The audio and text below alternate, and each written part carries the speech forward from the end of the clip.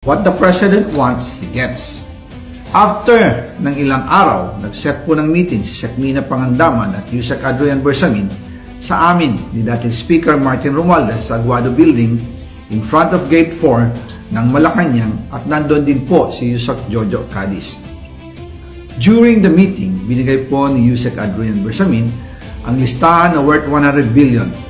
Tinanong ko po si Yusek Adrian kung saan galing ang listahan. Ang sagot niya, galing kay PBBM mismo at binigay niya ito mula sa brown leather bag. Nung sinabi po ni Yusek Adrian Bersamin yung brown leather bag, naalala ko noong nasa Singapore kami right after the elections, May 2022, sa Hilton Hotel, kami ni dating Speaker Martin and PBBM habang pauwi at pabalik ng Pilipinas, hinabol ng PSG ang brown leather bag at ang sabi ni PBBM, maiwan na lahat, wag lang ang brown leather bag. Kaya naniwala ako na utos talaga ito ng Pangulo.